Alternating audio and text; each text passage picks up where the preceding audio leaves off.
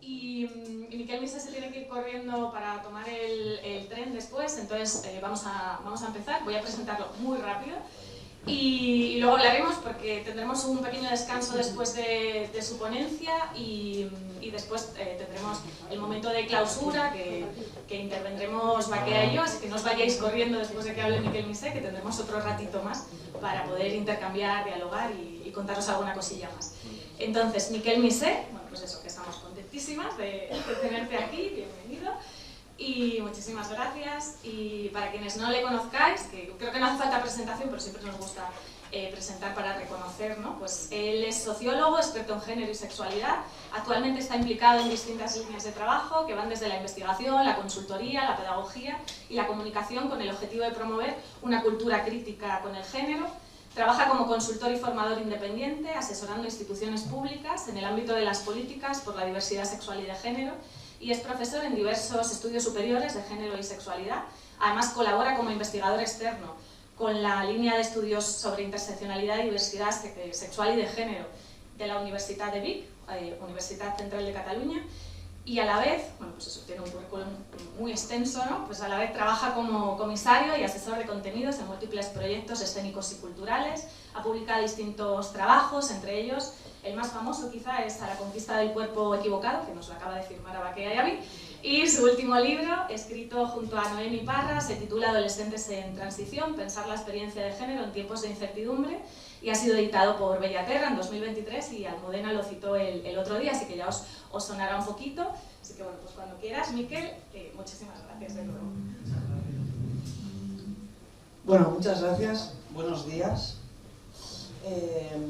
Muchísimas gracias por ser tan amables, tratarme tan bien, ser tan, no sé, os lo agradezco mucho y también pues me disculpo por esta cosa correcaminos que va a pasar esta mañana.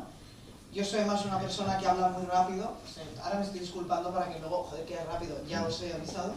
Y como además sé que no puedo alargarme, pues seguramente, entonces yo voy a esforzarme por no acelerarme, pero es verdad que son bastantes las cosas las que os quería contar a raíz de este sugerente título.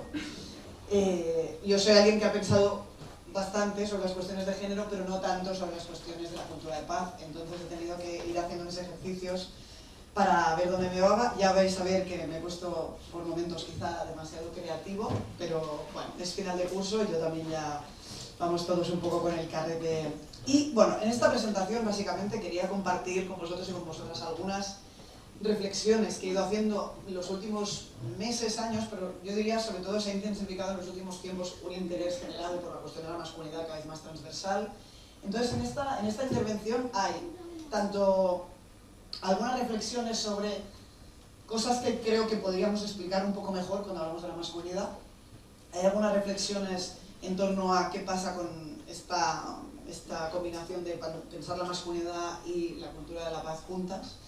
Algunas reflexiones sobre qué puede aportar una mirada respecto a la masculinidad desde la perspectiva de la masculinidad trans. Y finalmente vamos a ir volviendo al aeropuerto a aterrizar con un cierre un poco amable con el futuro, ¿no? Cuando os decía que me había puesto creativos porque cuando estaba preparando esta presentación, pues me dio por plantear este esquema con figuras retóricas. Luego en el tren pensaba, es que esta vez te has pasado, pero bueno. Este primer punto, que es sobre la masculinidad, que se llama metonimias, metáforas y paradojas. El segundo, oxímoron y prueba. O sea, perdonadme, porque yo también he llegado a fin de curso y digo, vamos a hacerlo más amable y divertido, pero luego, pues eso, me he pasado. Los paralelismos con la masculinidad trans y las alegorías para imaginar el futuro.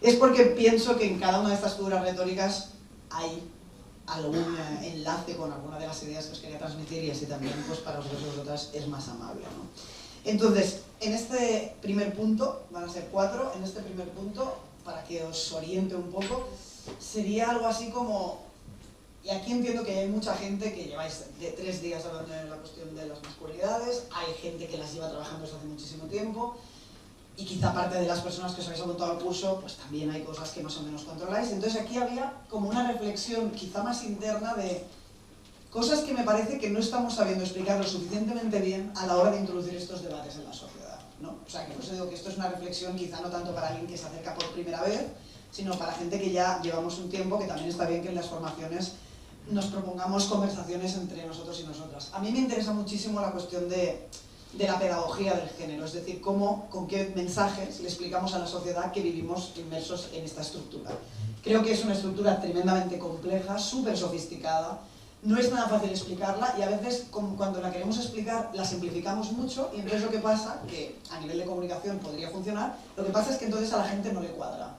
Porque hay cosas de lo que se supone que le estamos explicando que nos pasan que para mucha gente no acaban de encajar y simplemente las acepta, pues porque este es el discurso dominante y hay que estar ahí.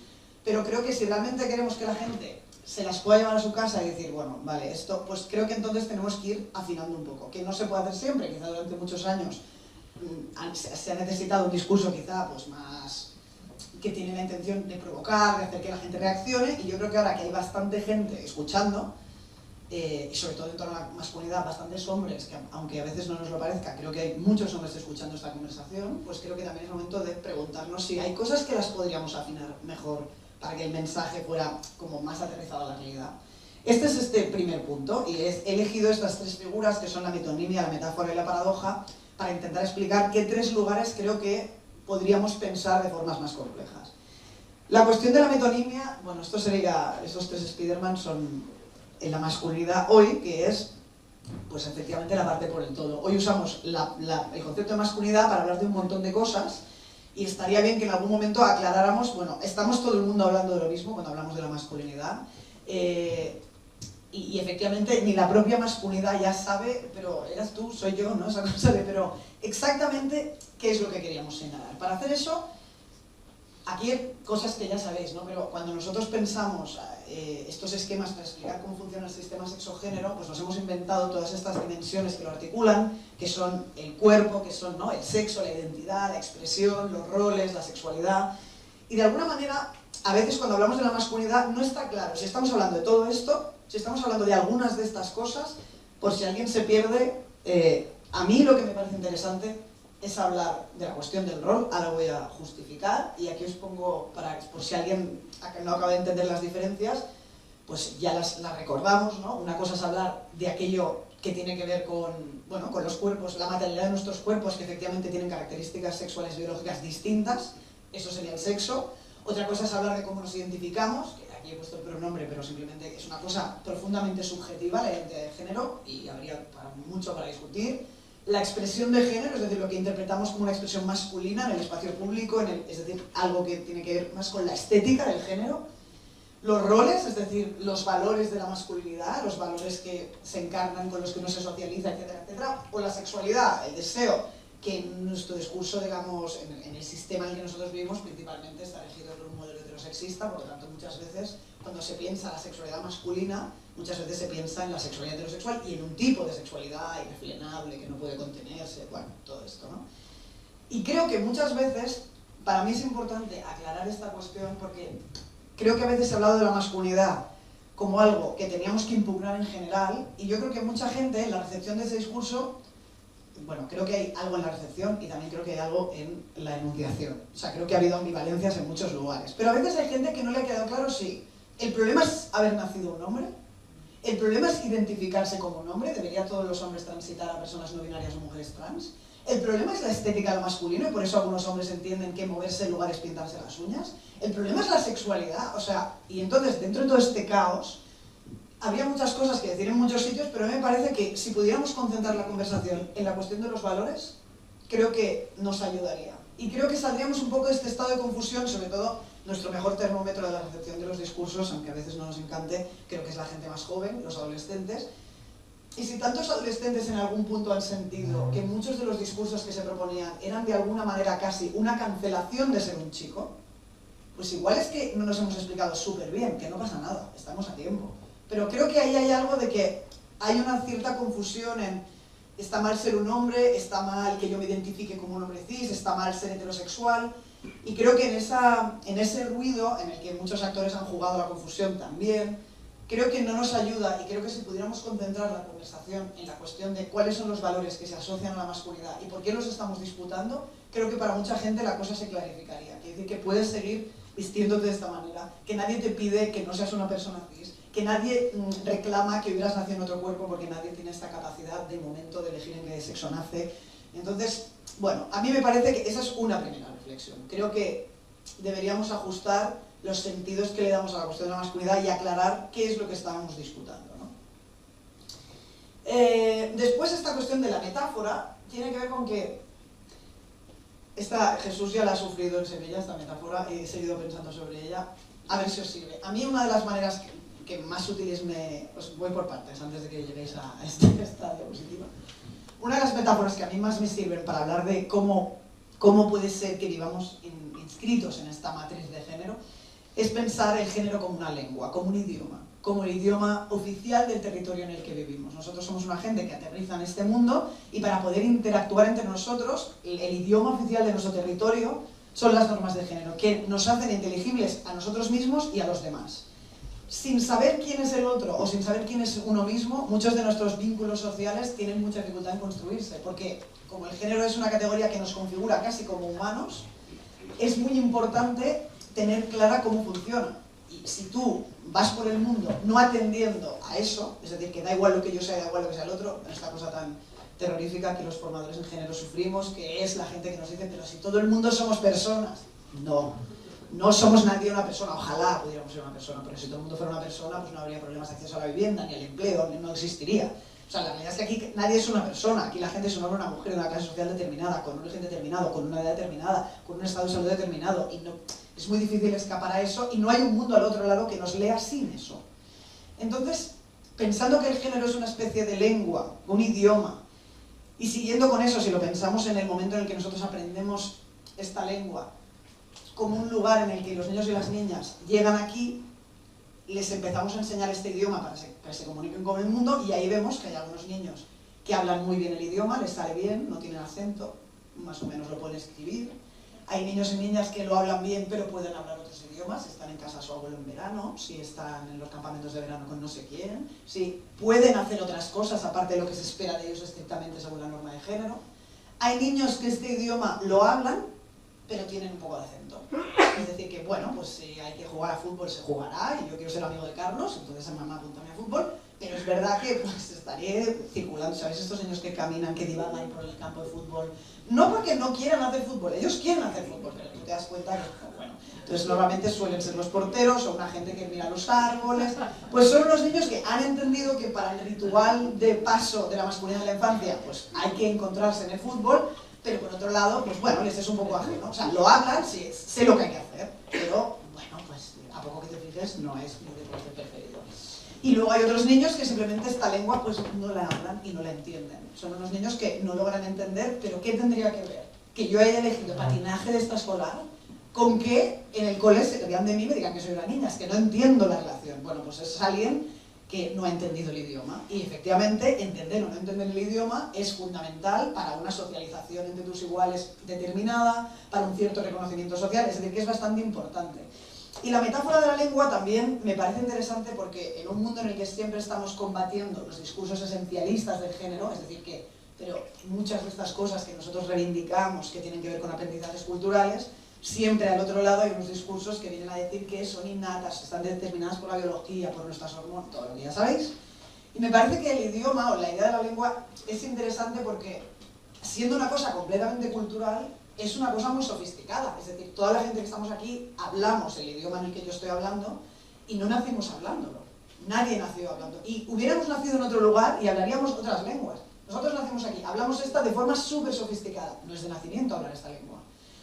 Yo estoy muy obsesionado con encontrar metáforas para explicar a la gente que una cosa sea muy sofisticada, muy real y muy encarnada por las personas no tiene necesariamente que ver con una cosa con la que se nace. Y creo que este lugar, el lugar del esencialismo, sigue siendo el lugar más importante de trabajo para llevar a esta sociedad a otro tipo de conversación. O sea, todavía siempre estamos en esta misma pantalla y este sistema que estamos combatiendo, como un lagarto al que le cortas la cola y vuelve a crecer, no para de sofisticarse en las pequeñas conquistas que hacemos, pues entonces este sistema se adapta, se reencuentra y busca nuevas formas normativas de seguir equilibrando. Entonces, esta metáfora de la lengua y de pensar que la masculinidad podría ser el idioma oficial que le enseñamos a los niños, entonces de su capacidad de hablar esta lengua depende su socialización, depende su encuentro entre sus iguales, depende su lugar en el mundo, su configuración de la autoestima. Pues siguiendo esta metáfora me fui metiendo en líos y pensé, bueno, si fuera una lengua al género, es como si tuviéramos que volver a desgranar todas las cosas que suceden en una lengua, es una lengua que tendría pues su ortografía, su estilo, su gramática, su vocabulario. Y en ese sentido, pensé que cada una de estas dimensiones de las que antes hablábamos podría, todo esto que os estoy diciendo ahora tiene un sentido dentro de 10 minutos, ¿vale? No es gratuito esta sacudida mental. Es como si la masculinidad es un idioma, pues quizá la ortografía podría ser el sexo biológico, quizá la identidad podría ser el estilo con el que uno habla esa lengua, quizá la pronunciación podría ser la expresión de género, quizá... Fui pensando si podía haber unos ciertos paralelismos para finalmente volver a la cuestión de que quizá es la gramática lo más importante de la masculinidad. Lo más importante de esta lengua, lo más importante de lo que queremos discutir tiene que ver con la gramática. Todas las otras cosas, pues bueno, tú puedes tener más o menos vocabulario, una ortografía más o menos, bueno, podrías medio sobrevivir, puedes tener un cuerpo que no encaja perfectamente, pero bueno. Pero lo importante es si tú sabes que es sujeto, verbo, predicado. Esto va a ser lo más importante. Entonces, esta metáfora la vais a guardar y luego va a volver a aparecer, pero la vamos a dejar aquí. La cuestión de la gramática creo que también es interesante porque en el fondo la conversación más difícil es que el problema de la masculinidad, y hace tiempo, bueno, que ya sabemos que no es que los hombres la encarnen, sino que es la gramática universal de nuestras sociedades. Es decir, que las mujeres también la encarnan. Quiere decir que hemos configurado aquello deseable como aquello masculino. Y nuestra manera de comprender la igualdad muchas veces entre hombres y mujeres, y esto Almudena lo explica muy bien en su trabajo, tiene que ver con que las mujeres sean capaces de asimilarse e incorporarse a los lugares de la masculinidad que son los que tienen más reconocimiento social, lo cual es indiscutiblemente una conquista de derechos con la que estamos de acuerdo. Pero luego hay otra conversación que viene a decir, bueno, pero al final lo que hemos construido es que ahora lo masculino es lo deseable para todo el mundo, es decir, hemos ganado algo respecto a la igualdad formal, es decir, que todo el mundo tiene que poder estar en todas partes, y si el lugar en el que se disputa el poder es masculino, las mujeres deberían poder estar ahí, pero no hemos sido capaces de convertir la conversación en otra cosa, que es, bueno, quizá hay que impugnar si esos lugares deberían ser los que una sociedad tiene en primer término. Entonces, ahora, la conversación sobre la masculinidad, que tenemos la tendencia y que también nos facilita a veces trasladarla a es que los hombres cosas, si somos honestos y honestas, es que el drama de la masculinidad es que en el fondo, hombre, los hombres porque fueron entrenados y socializados para ellos, pero muchas veces aquello a lo que los hombres son socializados ha devenido hoy también un lugar de deseo para todo el mundo. Hoy en día en la biografía de todo el mundo se considera que aquello que prácticamente todo el mundo destaca es su carrera profesional, es de que trabaja, y tener un éxito en tu trabajo configura en la gramática de nuestra sociedad haber tenido éxito en la vida. Es verdad que en la socialización femenina aparecerá la maternidad, es verdad, pero incluso hoy para la mayoría de mujeres una buena carrera profesional no es menor, para nada. Entonces, el trabajo claramente tiene que ver con la gramática de nuestro mundo y va a ser muy difícil hacer nada con los hombres si no logramos tener la otra conversación, ¿no? Y la cuestión de la paradoja, que es una de las cosas que más me interesan a mí, es que yo tengo la sensación de que en nuestra manera de explicarle a la sociedad, nuestra manera me refiero a las personas que trabajamos en cuestiones de género y que nos dedicamos a la divulgación, ¿no?, a la sensibilización de la sociedad sobre estas cuestiones. Pues yo creo que uno de los lugares a los que creo que deberíamos quizá prestar más atención es esa cosa que yo aquí llamo la paradoja, que podría ser de la masculinidad o del género, que es como si el ejercicio que propusiéramos es que nosotros hemos sido socializados y socializadas en estas normas, que son problemáticas, que generan daños, que generan malestares, también generan reconocimiento, pero estamos hablando de ellas porque generan desigualdades y porque generan malestares a todo el mundo, ¿no? Y a veces el ejercicio que hacemos es como si, y una vez que hubiéramos dicho esto, una vez la gente hubiera recibido este mensaje, si después de haber comprendido lo que estamos diciendo continúa reproduciendo estas normas, pues es que esta gente, ¿qué le pasa? O sea que, entonces ahí, nuestra manera de interpretar eso es bastante precaria. Es, o bien, que no ha entendido nada, o bien, que no le interesa y que en el fondo sigue reproduciendo la norma porque tiene una complicidad con ella. Y de hecho, en la cuestión de la masculinidad se dice mucho, ¿no? Los hombres lo que les pasa es que no quieren ceder su privilegio. Entonces, cuando han visto que la cosa se va a complicar, ellos se han como cerrado en un búnker porque no quieren ceder. Porque si lo hubieran entendido, lo cederían, ¿no? Y es como, a ver, yo creo que lo podemos hacer mejor. Vamos a poner otro ejemplo que no sean los que no nos gustan, vamos a poner un ejemplo muy evidente. Pongamos una chica de 22 años, feminista, súper crítica, que milita en un espacio feminista en su ciudad, que está completamente al día de todas las críticas, de todo el fenómeno que produce el heteropatriarcado en su vida, lo tiene todo clarísimo. y además comprende muy bien que uno de los lugares en los que se va a concentrar el heteropatriarcado es en configurar subjetividades femeninas al servicio de la mirada de los hombres o de la mirada masculina. Y entonces se entiende muy bien que hay toda una serie de presiones estéticas que tienen que ver con que las mujeres y sus cuerpos configuren prácticamente unos objetos, unos lugares que tienen que caracterizarse por su belleza y no por otras cosas. Esto lo tienen muy claro. Y sabe que vive en un mundo en el que hay muchísima presión estética, en el que las mujeres quedan ubicadas, vale. Y ella es una persona muy crítica con eso. Pero un día tiene una cita de Tinder y se depila. Vale. A juzgar por muchas veces los discursos que hacemos para hablar de estas cuestiones, solo nos queda pensar que esta tía es gilipollas. Porque, o sea, a ver, tanto feminismo, y llega el día este y tú te depilas, que viene siendo la presión estética del patriarcado, o sea, ¿a ti qué te pasa? Bueno, no le pasa nada. Es que esa es la paradoja del género. Le pasa que las personas que estamos configuradas por esta norma podemos a la vez racionalmente analizar cómo hemos llegado hasta aquí y a la vez no poder desprendernos automáticamente de cómo eso nos configura, porque aunque tú puedas pensar que la presión estética, que todo, la realidad es que el resultado de esa socialización es que tú te sientes más segura yendo a estas citas y te depilas.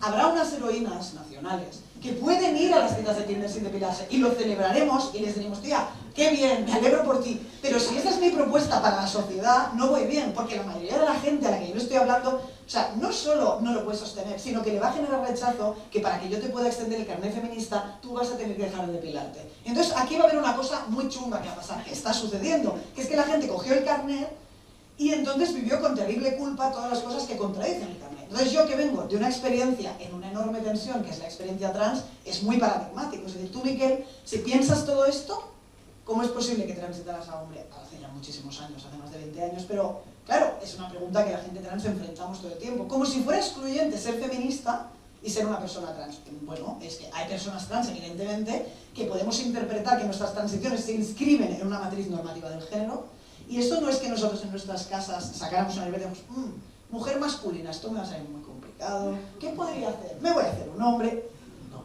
No va así. Es mucho más complejo. Y es tan complejo al punto de que uno finalmente acaba incorporando y pensando que igual lo que ha pasado es que eres un hombre en algún punto de tu transición, ¿no? o una mujer. Y creo que a veces en nuestra comprensión de eso parecería que, bueno, ahora que ya sabemos que lo trans podría tener que ver con una forma de sobrevivir a las normas de género, encontrar otro lugar que a la vez produce nuevas normatividades y podría ramificar la norma, es verdad, parecería que si uno sabe eso, pues entonces ya nadie transitaría.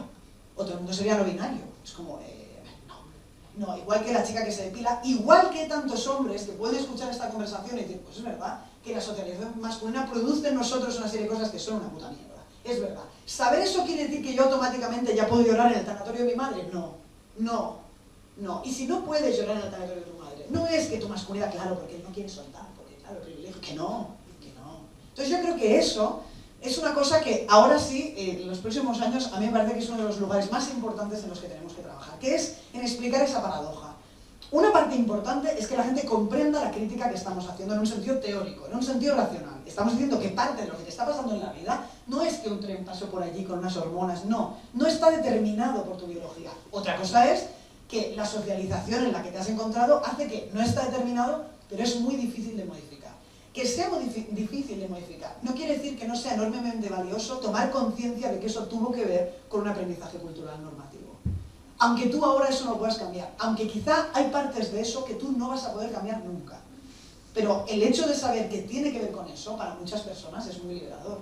Otra cosa distinta, es cómo hacemos para que la gente modifique eso. Que bajo mi punto de vista debería, para ser un poco generosos con el personal, empezar con concentrarnos bien en qué momento lo aprendió. Porque es tan difícil después de desmontar que quizá nos podríamos concentrar en dejar de socializar cada año a miles de personas en ese mismo modelo y luego esperar que años después, cuando lleguen al feminismo, digan, y es muy difícil de transformar. No digo que no sea imposible, pero digo que a veces nuestra aproximación a esta cuestión es que quien sigue reproduciendo las normas de género es que tiene complicidad con ellas. Yo creo que eso es un análisis muy precario que hace que mucha gente se sienta muy lejos de lo que estamos diciendo. Porque se siente muy feminista en muchas cosas, pero hay muchas otras cosas que siente que no puede transformar. Y siente que no poderlas transformar la aleja de esto. Y es como que toda esta gente no la podemos perder. O sea, que tú esto no lo puedas cambiar, no dice que me tengas que irte al otro lado, que al otro lado, por cierto, como bien sabéis, hay una gente esperando a que llegue la gente que nosotros hemos ido expulsando. Entonces, esa gente que está allí era nuestra en algún momento, solo que pensó que no era suficientemente buena para ser feminista. Oye, pues no, todo el mundo es bueno para ser feminista. Y si esto no, hoy tú, hay partes de esto que no puedes con ellos, pues bueno, quédate y ya veremos qué se nos ocurre. Y creo que ahí, bueno, pues hay bastantes cuestiones que tendríamos que mejorar. Cuando llegamos, segundo bloque, cuando llegamos a la cuestión de la masculinidad pacífica, bueno, y lo del oxímoron no tiene mucho misterio, efectivamente los valores tradicionales de la masculinidad y los valores de la cultura de paz, pues bueno, no serían justamente hermanos, y la cuestión de la hipérbole tiene algo que ver con eso.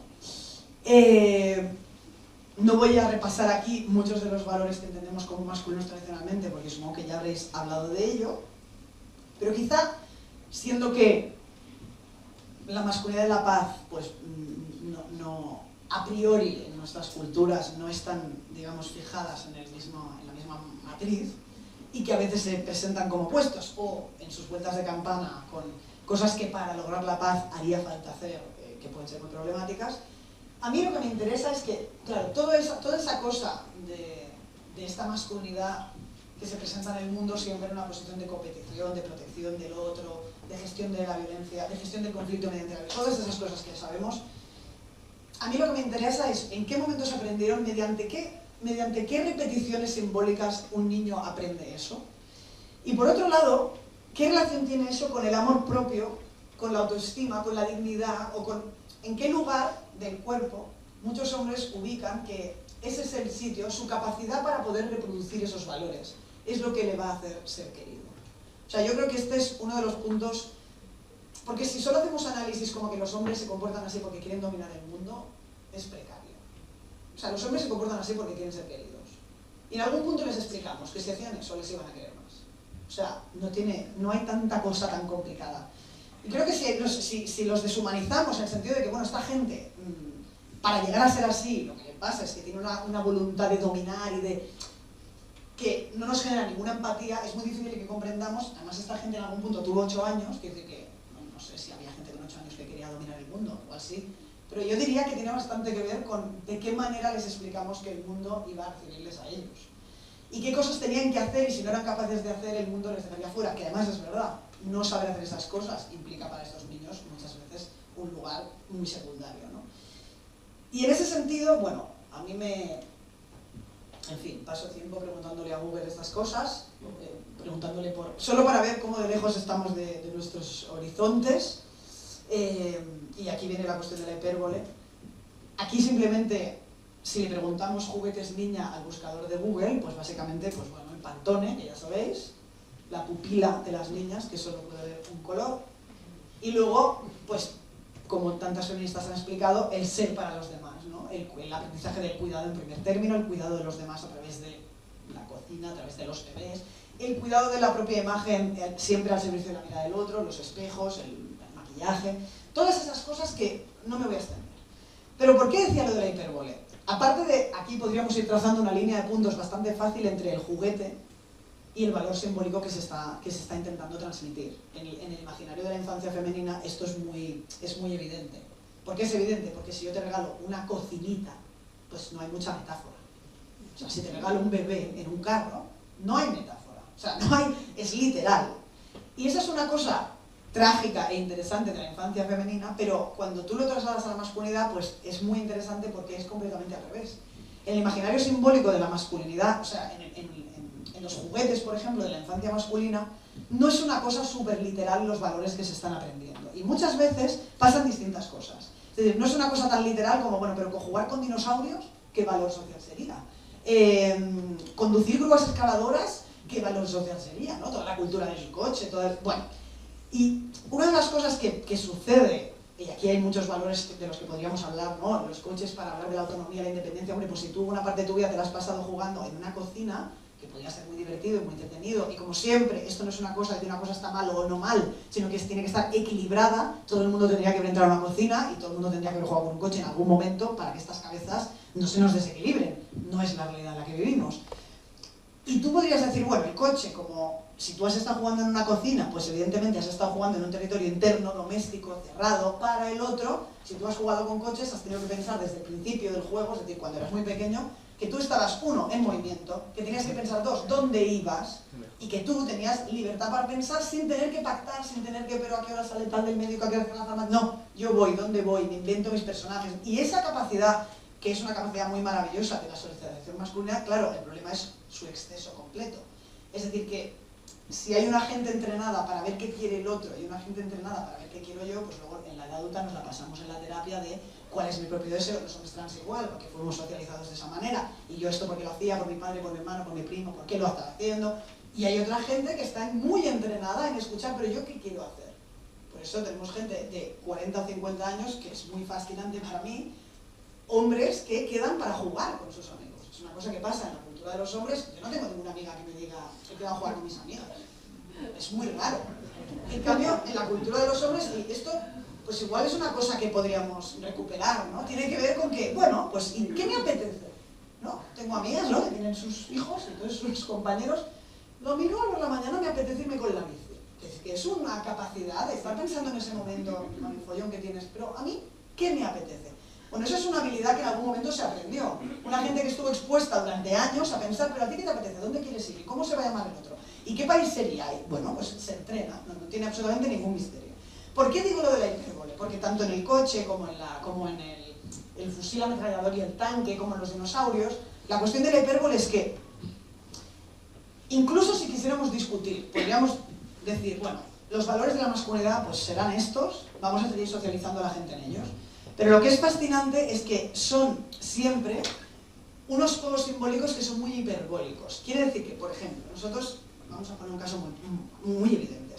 Si nosotros pensamos que el valor de la independencia y la autonomía lo podemos socializar a través de los vehículos de motor en la infancia, que es lo que hacemos, quizá no con esa intención, pero bueno, pues podríamos simplemente regalarles coches a los niños, pero nosotros a los niños les regalamos los coches de la Fórmula 1, el Electrics, los Parklings de 5 piezas, los tanques, no va a haber en su vida, los trailers de 800, ¿no?, de 800 volúmenes, las grúas excavadoras. Quiere decir que la mayoría de los niños en la vida se van a subir a un tanque. La mayoría de los niños nunca se van a subir a una grúa excavadora, nunca van a conducir un tráiler. Pero nosotros les entrenamos desde pequeños ya en un simbólico que está muy lejos, que es muy exagerado respecto a lo que les va a pasar en la vida. Pongamos que quisiéramos socializar a la gente en la gestión de los conflictos mediante la violencia.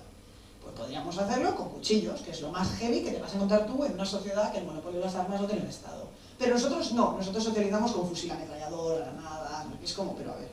O sea, que además de estar socializando en unos valores que podríamos discutir si nos encantan, la manera en la que lo hacemos es siempre en una liga que sí o sí va a producir frustración. O sea, tú vienes entrenándote en esto, no, yo voy a proteger al mundo de estas amenazas como los dinosaurios, no va a haber.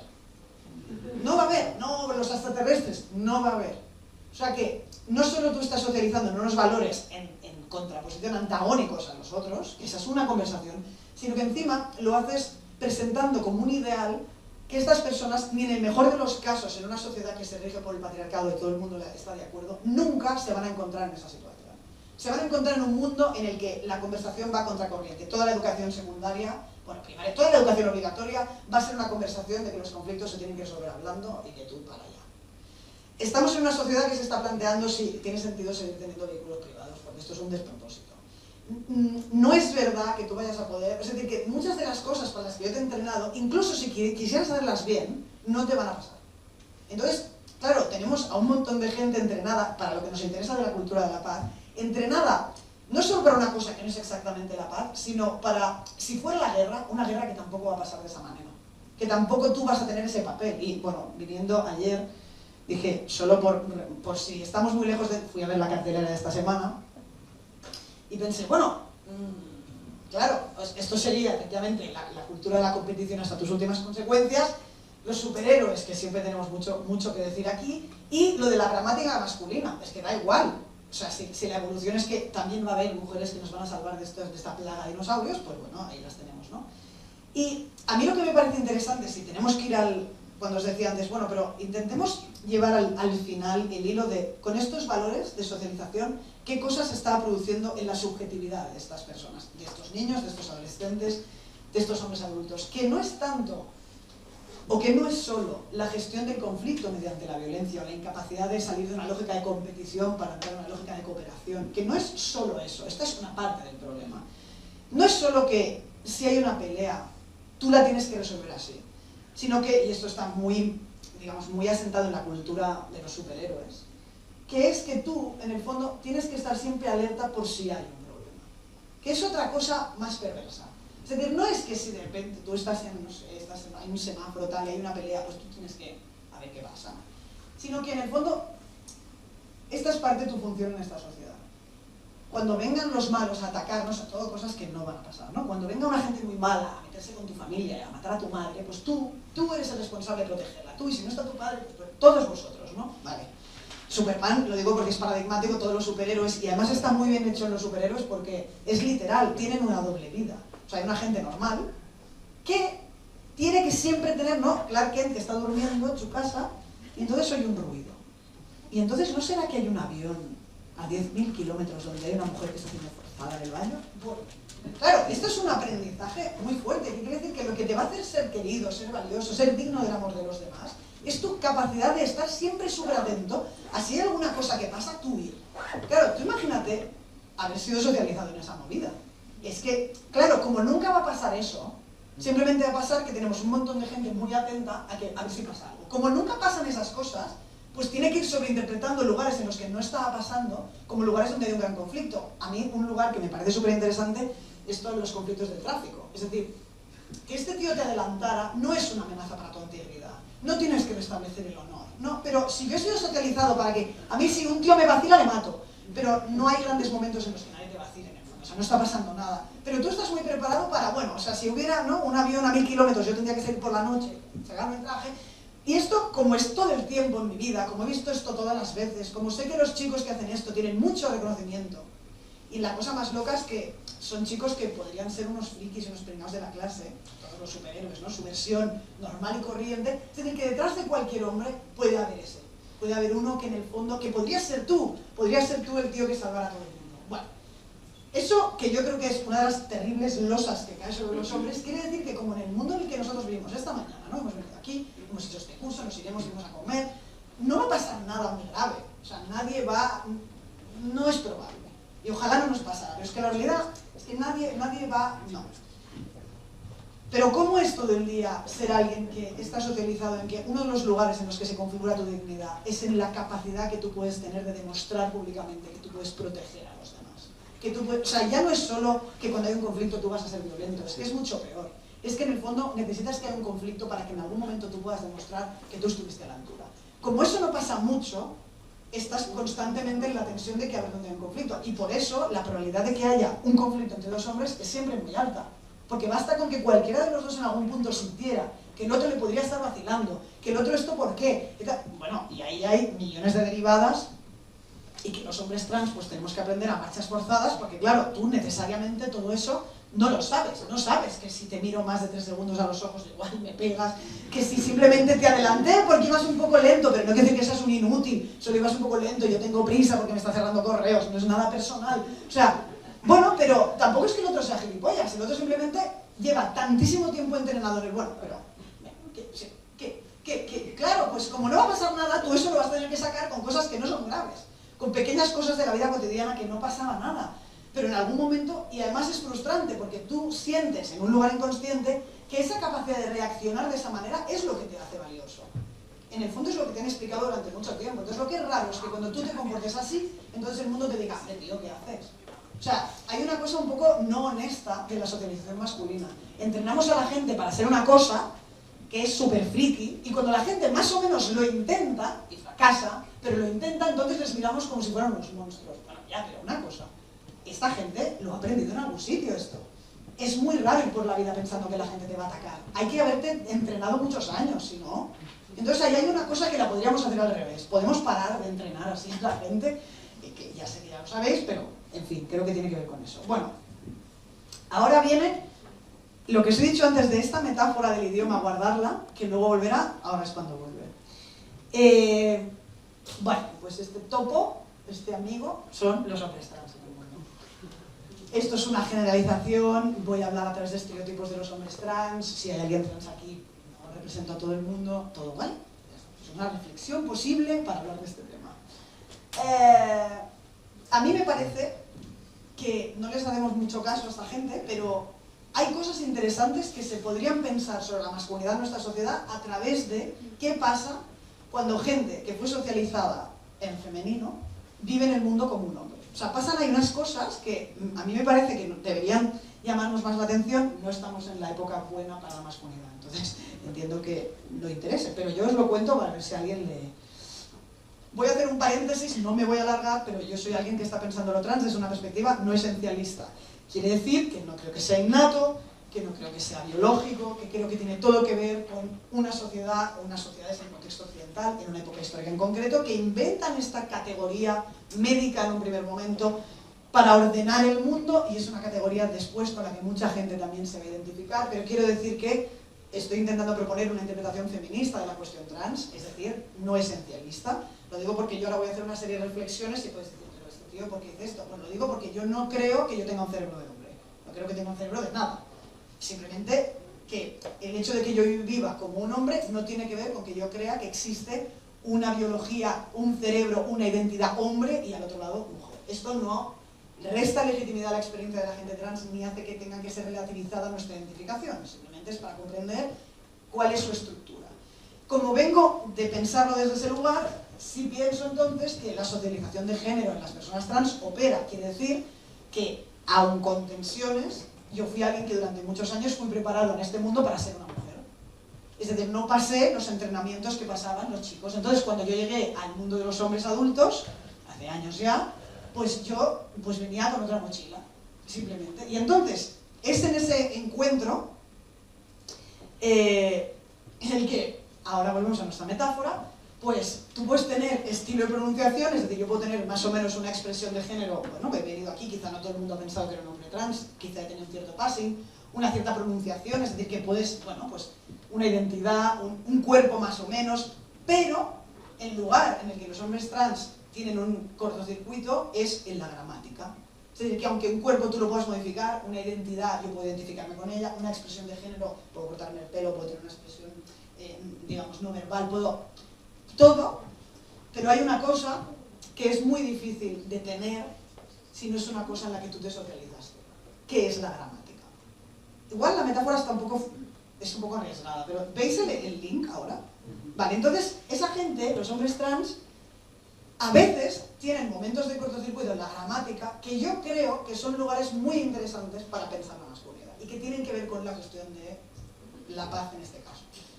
Entonces os he hecho aquí un breve listado, no es una cosa muy científica, pero es para que lo podamos pensar, para que os podáis imaginar con qué podría tener que ver esa cosa de que ha habido una socialización masculina frágil, porque cuidado, el hecho de que tú hayas sido socializado como una chica durante años no quiere decir que la socialización acabará allí. Es decir, que tú en el momento en el que empiezas a vivir entre los hombres como un hombre, también empiezas a introducir otros procesos, o sea, hay otros aprendizajes que tú vas a hacer, ¿no? Aquí os pongo un listado de aprendizajes fallidos, es decir, de cosas que, como tú no estás entrenado en ellas, cuando tú te manejas en la gramática de los hombres, pues no, o sea, no... El sentido de la dignidad quiere decir que el lugar en el que a ti te enseñaron que era muy importante que tú fueras, o sea, que te pudieras realizar y llevar a cabo esos valores, lo que hace de ti una persona digna, digna de ser querida, de tu amor propio incluso, no está en el mismo lugar. En el caso de la gente que fue socializada como una mujer, tu dignidad no pasa ni por la protección de la comunidad, ni por tu capacidad de pegarte muy bien, ni siquiera sabes pegarte, de hecho te da miedo que te peguen, o sea, no es tu terreno. En cambio está en otro lugar que tiene que ver con el cuidado. En las biografías de muchos hombres trans, un lugar muy importante para su vida tiene que ver con poder ejercer de padres y cuidar a los niños de alguien. Lo cual es súper fascinante. Yo cuando me encuentro con hombres trans en la vida, les pregunto qué tal les va, muy frecuentemente la conversación va de si su pareja tiene hijos y los van a buscar al cole, y muy pocas veces va de cuánto dinero ganan y cuál es su carrera profesional. Lo cual es alucinante, porque es una conversación que que en el mundo de los hombres pues no es muy habitual que la gente hable de sus hijos, que la gente hable del cuidado, no es muy habitual.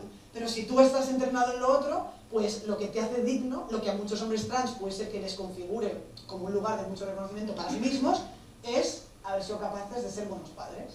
Lo cual es una cosa bastante marciana en la gramática de la masculinidad. Por otro lado pasa que las cosas que para muchos hombres son un atentado a su dignidad, para muchos hombres trans no pasa de la misma manera. Por eso, en la cultura del sentirse vacilado, pues si tú no estás entrenado en eso, es decir, que para mí no es nada en ninguna esencia de los hombres cis, pero es verdad que pues no vives como un agravio que te roben una plaza de parking, no vives como un agravio que alguien se te cuele en la cola del súper, que parece una tontería, pero no lo es, quiere decir que tú estás muy entrenado para ceder. Y de hecho la manera por la cual los hombres trans se ahorran muchas peleas es porque simplemente bajan la cabeza, ceden, y dicen, pues lo siento, perdona, pues tienes razón.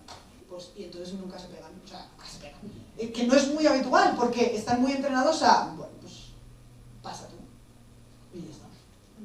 Bueno, la cuestión de la homofobia también es un lugar muy interesante. En la socialización femenina no hay un lugar muy importante para el rechazo. Es decir, como la homofobia tiene mucho que ver con una versión de ti que tú no eres, en la socialización femenina, tú cuando llegas al mundo de los hombres, pues que haya hombres que se desean entre ellos no es una amenaza a tu integridad masculina. O sea, tu integridad masculina es tan fallida ya que no, o sea, ahí sí que no hay nada, no hay ningún vaso comunicante para sentir rechazo hacia un hombre gay. Es que no hay una configuración de tu lugar como hombre en el mundo que esté basado en no ser gay. Porque como tú, es que tú ya eras una mujer de partida, o sea, más abajo ya no.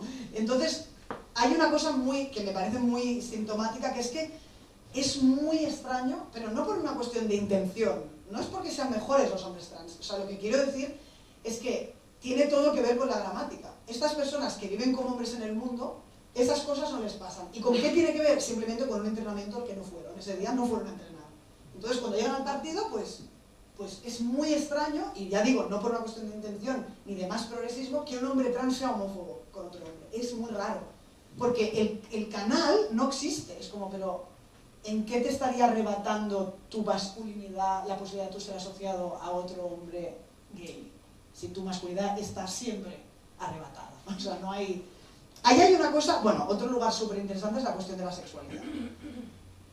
Y sobre todo, al final pongo lo de la heterosexualidad a topo, porque los hombres trans que tenemos relaciones con mujeres heterosexuales, claro, estamos inscritos en una matriz heterosexual, pero súper fallida para nosotros, porque en este caso, siempre a favor de obra, en este caso no es tan trágico, pero uno descubre que las personas con las que tiene relaciones sexuales están acostumbradas a que lo que tú vas a hacer es otra cosa.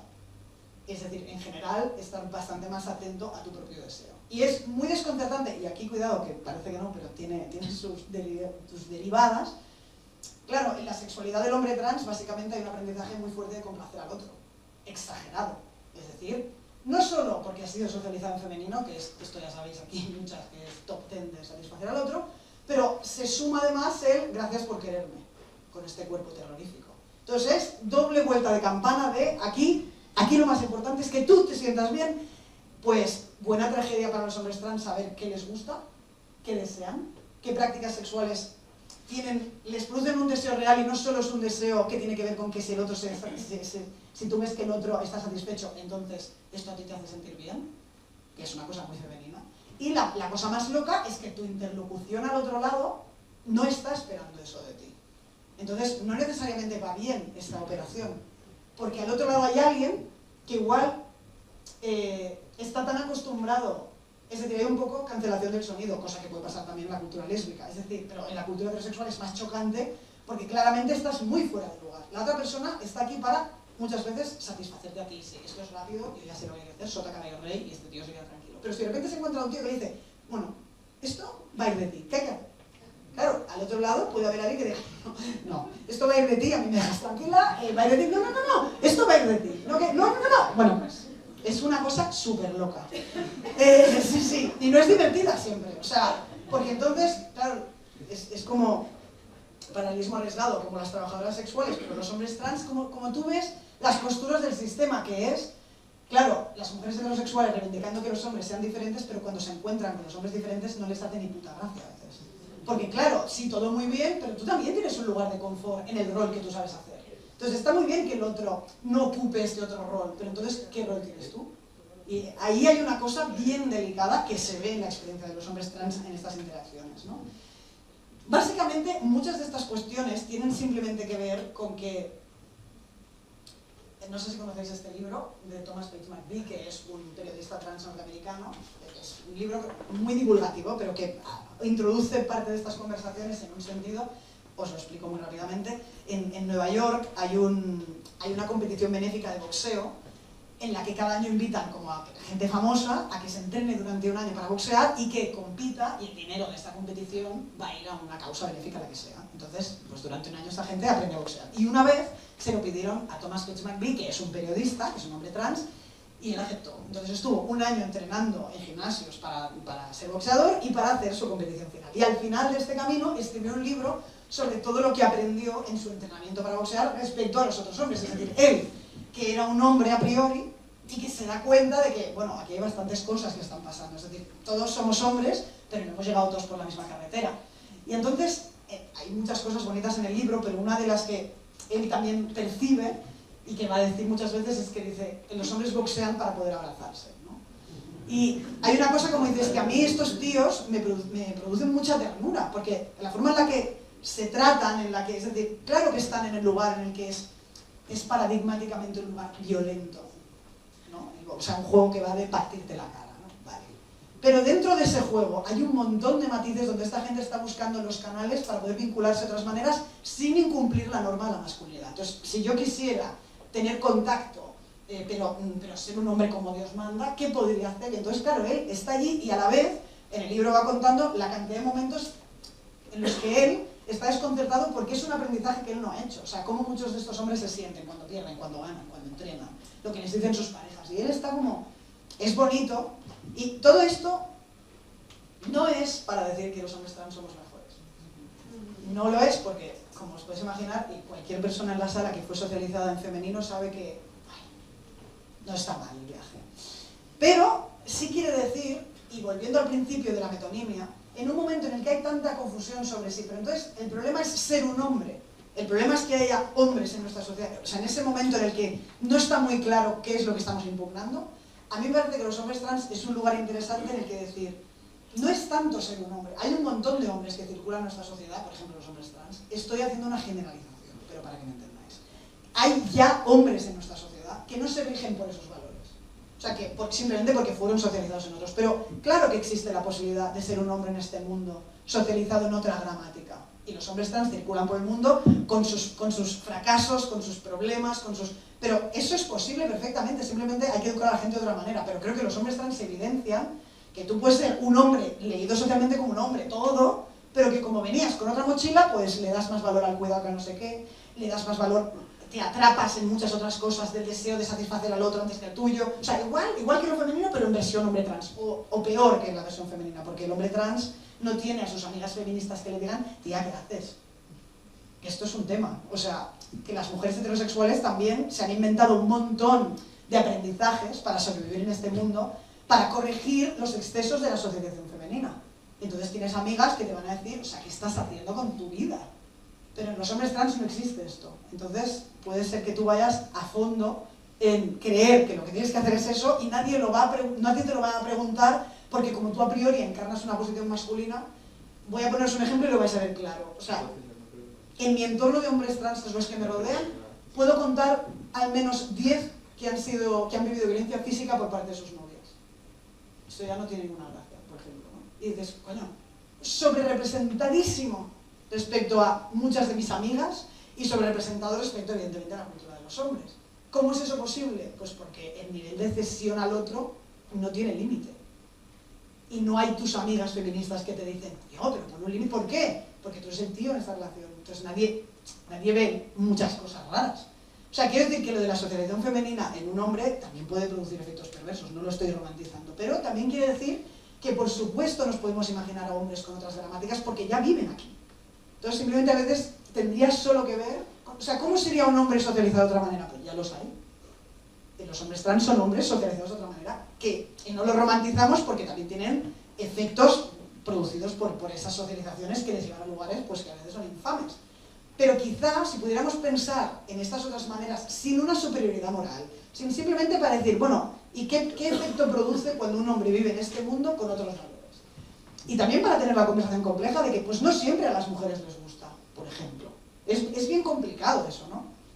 Y a mí me parece que en ese lugar, en el lugar de la masculinidad trans, pasan cosas que pueden ser inspiradoras, ¿no? Voy acabando. Toda esta conversación también tiene que ver con, bueno, y además en el contexto en el que estamos, cómo podríamos seguir avanzando. Bueno, con toda mi intención he puesto en esta misma frase el concepto de futuro y el concepto de masculinidad, porque creo que estamos en un momento en el que quizá hace falta recordarnos si nuestro trabajo era destruir la posición masculina, o tiene que ver con disputar lo que quiere decir la masculinidad, o tiene que ver con replantear cuál es la gramática de la masculinidad. Es decir, creo que ahí, no sé si nos hemos aclarado del todo, pero en cualquier caso sí sabemos, y lo vemos efectivamente en muchos chicos jóvenes, que hay una parte de la gente que ha entendido que la cosa es eliminar la masculinidad. Y muchas veces por el camino eliminarte a ti también. Y yo creo que, en mi caso, no sé si alguien está en esa derivada, pues es posible, no estaríamos de acuerdo. En mi caso, yo creo que este no es nada el camino. Y que creo que si tantos chicos tan jóvenes han comprendido eso en lugares tan distintos, ellos tampoco puede ser que se hayan vuelto tan locos. O sea, si tanta gente diferente, en lugares distintos, ha acabado comprendiendo que igual hay un feminismo que dice que ser un hombre está mal, igual un poquito de autocrítica, igual en algún momento sí que hemos dicho algunas cositas que puede ser que lo han entendido así, ¿no? O sea, igual en algún momento sí que ha habido en algunos discursos algunos excesos de tu propuesta que no han calculado que al otro lado había una persona de 12 años que te estaba escuchando. Y no pasa nada, se entiende por el contexto, se entiende por el que cuando esto se ha dicho de estas maneras quizás no se pensaba que había tanta gente mirando.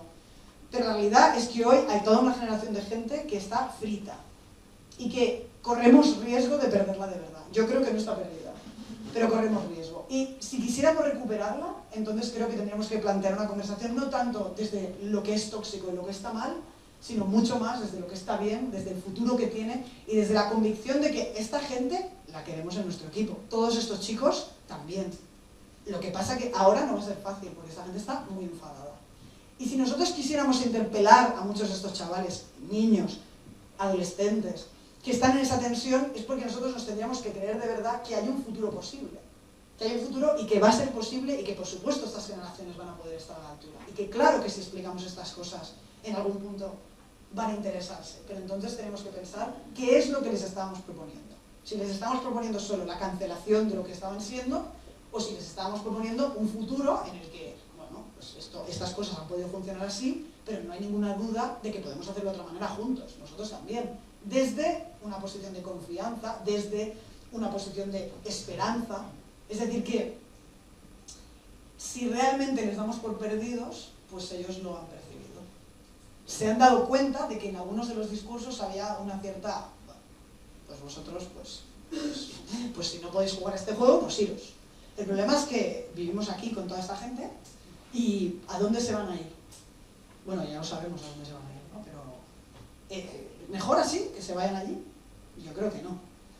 Entonces, bueno, ahí hace falta pues bastante amor, básicamente. No tiene muchísimo misterio, es una conversación muy básica que tiene que ver con el lugar de ver a estos sujetos sin una lógica de paradoja, sino ellos están enfadados porque no quieren perder sus privilegios con 12 años. Bueno, es un análisis un poco precario, yo creo que básicamente quieren tener amigos, quieren saber si les gustan a las chicas, y básicamente todo cortocircuitado, todo mal. Igual tenemos que ser también la gente que puede conquistar un horizonte optimista, que puede tener una conversación constructiva, que puede decir, bueno, por supuesto contamos con vosotros, claro que sí, y claro que esto es posible de otra manera, pero eso tiene que ver con que nos lo podamos creer. Si quisiéramos tener esa conversación y ver y entender por qué hay tanto malestar y por qué es tan difícil tener otro tipo de conversación, quizá tendríamos que poder hablar de uno de los principales lugares donde fracasa la gramática masculina, que es en el aprendizaje de la vulnerabilidad. El aprendizaje de la vulnerabilidad, la capacidad de que exista la vulnerabilidad en la subjetividad masculina. Que exista para poder ser interpretada, es decir, que para uno pueda comprender que quizá lo que le pasa es eso, que exista para poder ser enunciada, es decir, que decirlo no te resta dignidad. Y hay algo con toda esa cosa, que es que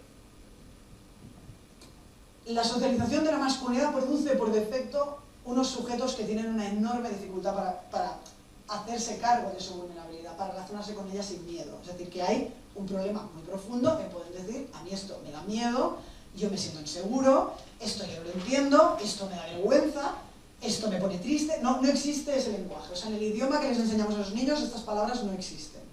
Esto es un problema que tenemos.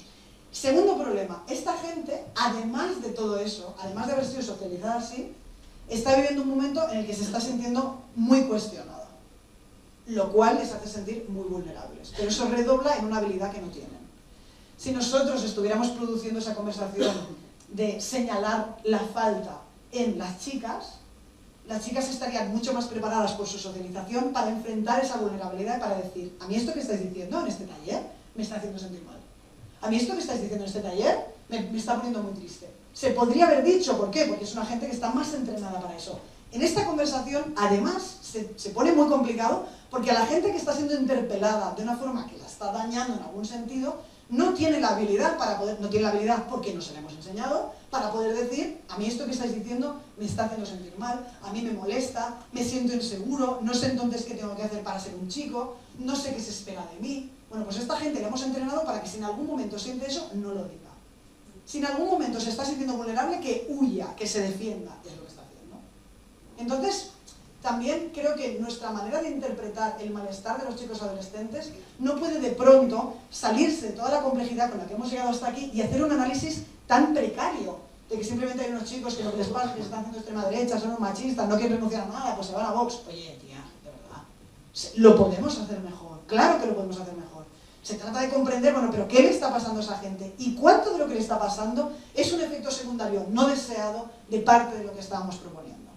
Pues uno avanza a medida que se lo encuentra. Bueno, pues no sabíamos que el avance tan brutal del feminismo iba a producir una generación de adolescentes con tanto malestar. No lo sabíamos. Ahora lo sabemos. Y la pregunta es, una vez lo sabemos, ¿qué queremos hacer con eso? Bajo mi punto de vista, correr a buscarles. Sin ninguna duda, porque esta gente evidentemente es parte de lo que queremos transformar, es parte del mundo que queremos construir. Y lo que estamos viendo es la reacción, el miedo, el desconcierto, algunas cosas que están subidas de volumen y algunas cosas que tienen que ver con cosas que hemos dicho y que hemos hecho. También es verdad. Se han hecho muchos talleres en los que se ha dicho, bueno, hoy los tíos los calláis que bastante habláis ya. Se han hecho generalizaciones de que igual todo el mundo es un presunto agresor. Eso ha pasado. O sea, yo creo que no nos ayudamos haciendo que, bueno, no, esto ha pasado. Entonces ha habido gente de 12 años que ha dicho, no me conoces. Y la tercera vez que se lo has dicho te ha dicho, vete a la mierda. Bueno, pues no pasa nada. Y podemos volver a tener otras conversaciones, por supuesto que podemos. Si están tan enfadados, es porque les da mucha rabia que pensemos que no pueden ser feministas. Es decir, que les importa. Es decir, que para ellos, que alguien asuma de ti que eres machista es malo. Puede haber mayor conquista del feminismo que una gente enfadada porque pensamos que es machista. Es un éxito total. Luego, sobre eso, pues entonces no los dejes perder. Es decir, cuenta con ellos para eso. Si tú sabes que esa gente tiene como un valor importante, pues ser gente igualitaria, no ser machista, etcétera, etcétera, juega a favor de eso. Es muy difícil lo que estoy diciendo, es muy difícil de hacer, hay muchos dolores en el camino, todos tenemos nuestras mochilas, ha sido muy difícil llegar hasta aquí, pero ahora, en los 10 años que vendrán, tendremos que pensar, bueno, hemos llegado hasta aquí, en una posición bastante hegemónica, en la que no habíamos pensado que llegaríamos. Vale, pues el reto que tenemos es, ¿cómo hacemos para que esa gente vuelva a querer tener esta conversación? ¿Cómo hacemos? Aquí igual hay cosas que estoy diciendo que no compartimos, pero para mí me parece importante que en este punto en el que estamos, por supuesto que los hombres tienen que tener su lugar en el feminismo. Es que es urgente que lo tengan, porque estos chavales necesitan referentes que demuestran que claro que había una manera de ser un hombre, que no solo había todas las maneras en las que no hay que ser un hombre. Y entonces yo digo, ¿cómo transformamos las biografías de las mujeres? Pues dándoles muchísimos referentes. Tú te paseas por muchos institutos en España y los pasillos están llenos de Marie Curie, está lleno de la mujer en la ciencia. ¿Cómo hicimos que estas mujeres en un punto no pensaran que su destino biográfico era la maternidad? Pues bombardeándolas de otras historias. No empezamos la conversación de, bueno, como sois unas pringadas que os lo queréis ser madre, pues bueno, en fin. Vale, feminidad tóxica. Esto no lo hicimos. Dijimos, no, yo creo que estas tías, si les damos otros referentes, lo harán diferente. Y lo hicieron. ¿Por qué los tíos no lo iban a hacer? Otra cosa es la dificultad que tenemos en poder presentar otros referentes, la rabia que nos da tener que premiar cosas. Bueno, pues esto en nuestra terapia nos lo trabajaremos. Pero si estamos haciendo pedagogía, Pues sí hay que premiar cuando los hombres dicen otras cosas. Por ejemplo, sin mucho misterio, ¿no? Si un tío como Ricky Rubio, que es un referente para muchísimos chicos, dice en la televisión, pues mi mujer tuvo un hijo y al cabo de 2 días me fui al hospital y ahora pienso, es que yo soy gilipollas. ¿Cómo se me ocurre irme si mi mujer acaba de parir? Y yo me tendría que haber pedido un permiso. Pues si un tío dice esto, pues nosotros esto lo tenemos que premiar. ¿Por qué? Porque hay un montón de chicos jóvenes mirándolo, preguntándose, ¿hay alguna manera de ser un tío que esté bien? Y un mundo que les dice, bueno, prácticamente ninguna. No, claro que hay maneras de ser otros hombres, claro que sí. Pero nos lo tenemos que creer, o sea, tenemos que realmente confiar en que esta generación de gente, si les presentamos otros referentes, claro que puede configurar otras gramáticas. Y a veces parece que hay una sombra de duda. A veces parece que dudamos si los chicos podrían transformar su masculinidad. Y como nosotros tenemos esa duda, ellos lo perciben. Y si nosotros queremos que ellos se muevan de lugar, tenemos que ser la primera gente que confía en que, por supuesto, que si hay otra gramática, tú te puedes mover de lugar. Y lo hemos visto con muchísimas mujeres y, por supuesto, lo vamos a ver con muchísimos hombres. Hasta aquí. Muchas gracias.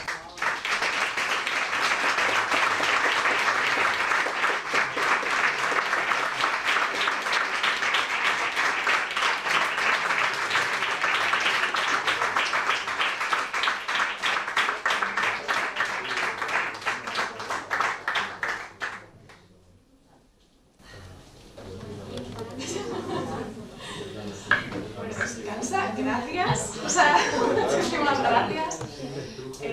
Bueno, qué maravilla. Y si, bueno, tenemos unos minutillos por si alguien quiere comentar, preguntar, compartir alguna reflexión.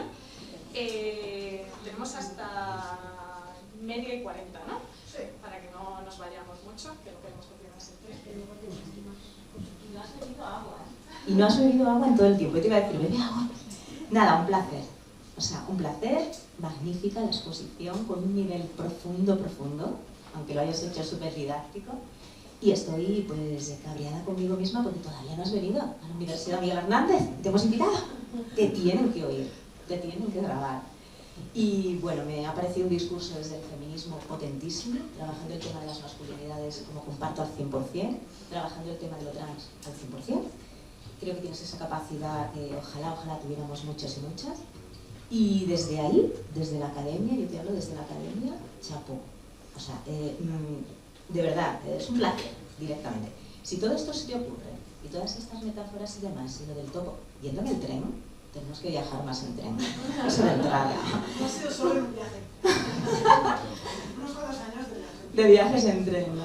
Y luego, nada, totalmente de acuerdo, tenemos que revisar mucho la didáctica, la pedagogía, lo que se ha hecho en los últimos años, entrando en los institutos, hablando de violencia de género, sintiéndose los chavales acusados y saliendo por la puerta, en fin. Se nos están yendo ellos, se nos están yendo ellas. Ojo que se nos están yendo ellos y ellas, aquí hay que cambiar mucho. Yo no tengo duda, hay hombres y mujeres feministas, o sea, esto del feminismo. Y luego era, pues no es el momento ahora, pero si te quedaras más tiempo, nos volviésemos a ver, quería preguntarte tantas y tantas cosas desde la experiencia, ¿no?, con el tema del feminismo, en fin, tus discursos, cómo llegan, cómo no llegan, cómo se contrarrestan, cómo se llevan a la práctica, qué experiencia tienes. El tema de los referentes, ¿no?, de los chicos. Bueno, el último congreso que hicimos de masculinidades hace 2 meses, en la Miguel Hernández, iba precisamente de masculinidades y referentes en medios de comunicación. A mí se me quedó muy corto, o sea, fue un congreso potente, pero y tuvo muy poca acogida. Antes de los 3 congresos, o sea, hemos hecho 3 congresos internacionales de masculinidad, género e igualdad desde un punto de vista feminista, y este tercero, una de las cosas era que no había muchos medios de comunicación, no había profesorado de comunicación audiovisual, no venían feministas. O sea, hay algo ahí que revisar porque creo que estamos en un punto, no sé ni qué calificativo ponerle. Y nada, sin quitarte nada de tiempo, dándole la palabra al resto de gente, tengo muchas cosas así, pero una era el tema de la vulnerabilidad, y ayer Edurne también habló de alguna manera, y ya ha salido, pero yo lo digo en plan, aquí una anécdota, primera persona, mi hijo de 14 años, se les ha ido socializando desde los 2 o 3 años en El monstruo de colores, el libro, el cuento, ¿sabéis cuál es? Y yo, en plan, así un poco provocador, digo, lo estamos haciendo mal con El monstruo de colores, porque estamos, por un lado, haciendo que estos chicos, varones, expresen cómo se sienten, ¿no? Vienen del recreo. ¿Sabéis lo que es el monstruo de colores? Es un... Bueno, va en la línea de estos de dibujos de app y tal. Es una nueva forma de hacer que los niños y las niñas expresen sus emociones. Entonces, desde que tienen los 3 añitos, salen al recreo, bueno, entran en clase y tienen que poner qué color asocian y a qué emoción. Pues me siento triste, pues me siento hoy contento porque es el cumpleaños de mi hermana, pues me siento... Y entonces, a lo largo de la mañana van poniendo diferentes colores de cómo cada cual, chico o chica, se siente. Salen al recreo. Allí algunos se pelean, otras no saben con quién jugar, y entonces cuando vuelven del recreo les vuelven a decir que pongan qué color. Y ha cambiado la emoción de muchos de ellos y lo hablan un ratito. Y antes de irse a casa lo mismo. Entonces la terapia del juego, ¿no? Didáctico de las expresión de las emociones del monstruo de colores hace que sean muy conscientes de sus emociones, pero yo creo que de una manera muy individualista. Entonces tenemos unos chicos con unas masculinidades muy frágiles, muy inestables, muy contradictorias, muy expresivas, digo adolescentes de ahora, no sé cómo va a ir evolucionando el tema, que te dicen todavía más el yo, desde la parte además de soy, expreso mis emociones. Pero el tema no ha cambiado. ¿Me explica un poquito? Bueno, no te quiero quitar tiempo.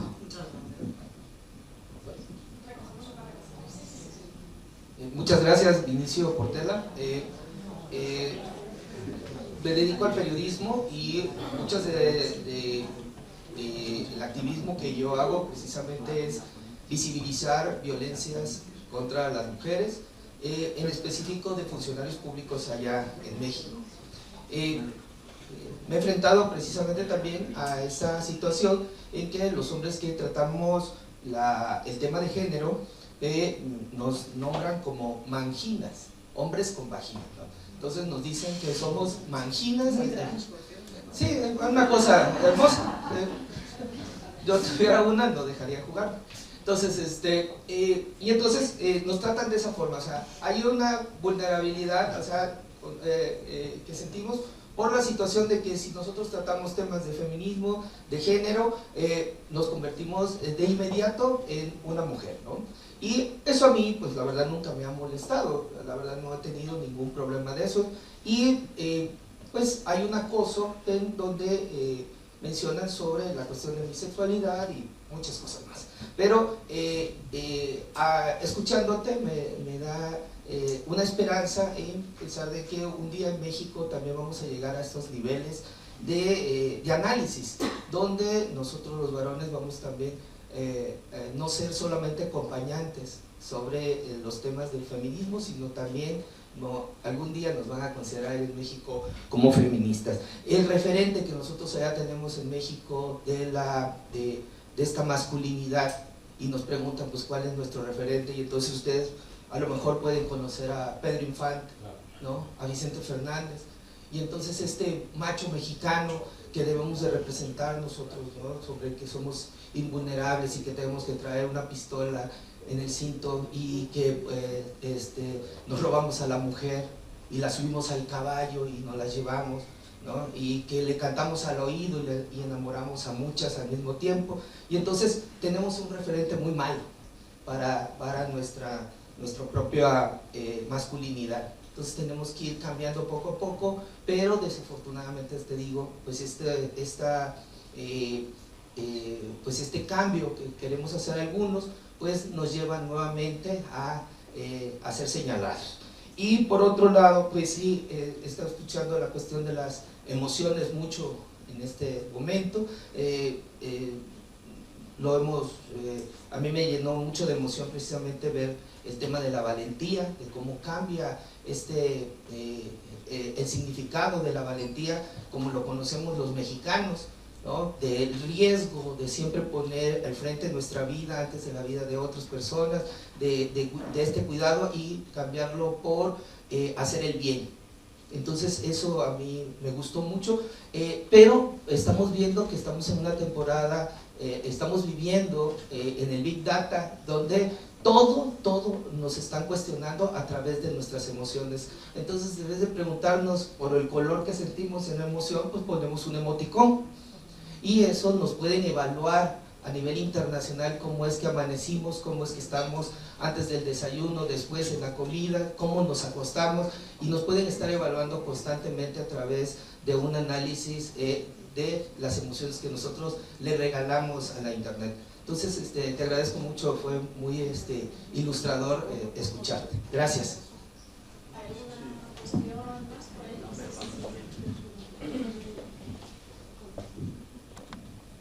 Hola, buenos días, Miguel. Soy Luis. Te quería agradecer esta conferencia que nos has dado hoy porque para mí es muy valiosa. El entorno docente en el que yo me muevo, soy capitán de la Guardia Civil y doy clase a sargentos de la Academia de San Lorenzo del Escorial. Creo que nos has dado una visión a muchos que actualmente necesitamos, que es urgente, porque en mi caso particular no tengo esos problemas de educación social. En mi casa es una ludoteca, yo tengo 5 hijos, 3 niñas y 2 niños, entonces en la habitación hay todo tipo de juguetes, con lo cual nunca han sido significados de una forma o de otra. Y de verdad que de los 3 días que hemos compartido aquí, creo que ha sido una de las conferencias más gratificantes, que más ha acercado posturas, que más recursos nos ha dado, y creo que la próxima vez que tenga que dar esta asignatura de igualdad, que es una de las que imparto, voy a poner tu frase con el que voy a empezar, que es que el éxito del feminismo es que haya hombres que se sientan mal por ser tachados de machistas. Así que muchísimas gracias, Miguel. Gracias.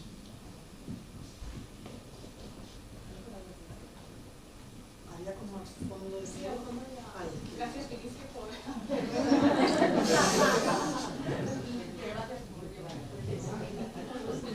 Hola, bueno, yo me llamo Mercedes y doy clase a adolescentes de bachillerato. Entonces quería comentar un poco mi experiencia. En los últimos años, pues a lo mejor estoy hablando 6, 7, 8 años, ha aumentado el número de alumnos trans. Es algo que llevo bastante tiempo en la enseñanza y no lo había visto. Y sin embargo ahora sí que tenemos muchos chicos, bueno, chicas que están transicionando a chicos, ¿no? Entonces, por ejemplo, yo he observado que en los institutos a veces estos chicos adoptan nombres neutros, como por ejemplo Sid, Kim, ¿no? Entonces en las listas de alumnos aparece marcado en mayúsculas para que los profesores sepamos que es un chico trans, aunque evidentemente se ve porque son adolescentes, ¿no? Es bastante evidente que están cambiando. Entonces es una manera de que los identifiquemos, ¿no? Otros no, por ejemplo, yo este año he tenido un alumno, Lucas, que era brillante, el mejor alumno de mi clase, y era un chico trans.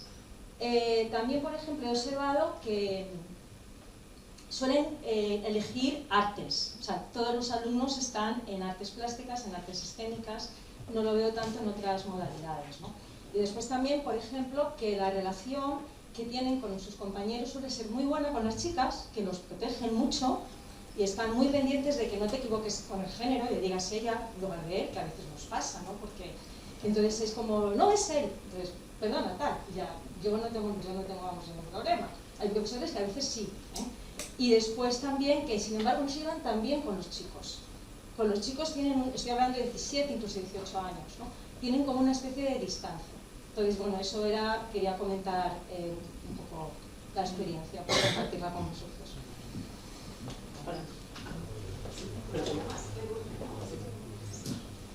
Bueno, Miquel, muchísimas gracias. Le decía a que ahora por WhatsApp que hacía tiempo que no me sorprendía tanto una... Si te quieres levantar, te veo. Lo que hay cámara, por eso. No, se bien, no te preocupes, tú como quieras. Vale. Muy sorprendida, muy... no sé, me ha encantado, la verdad. Reitero todo lo dicho por Anastasia. Cuando hablamos de referentes, yo te quiero preguntar, ¿no? ¿Cómo trabajamos el tema de referentes cuando parece que todo hombre está bajo sospecha, ¿no? Es como si todo hombre tuviera un muerto debajo de la alfombra. Parece que muchas veces digo, a ver, ¿qué hombres se pueden dar como referentes? Hablas de Gandhi, es terrible, hablas de Picasso, terrible. Todo es profundamente negativo y si no lo es, parece que hay una sospecha, ¿no? Parece que ningún hombre va a cumplir porque encima exigimos a los hombres que sean perfectos, que a mí me parece también un problema, o sea, no aceptar la imperfección que nos permitimos las mujeres.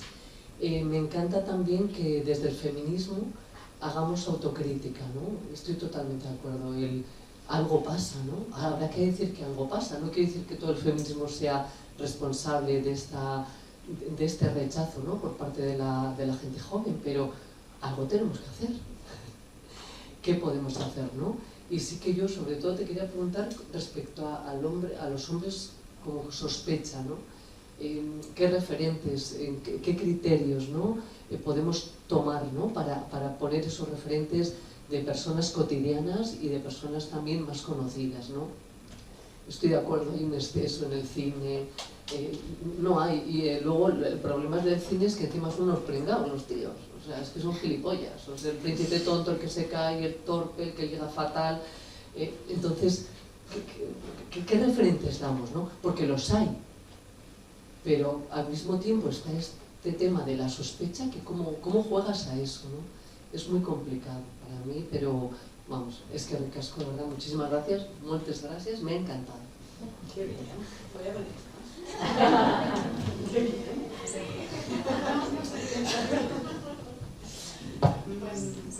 Sí. ¿Había? Sí. Hola, buenos días, me ha encantado, a mí también me ha encantado.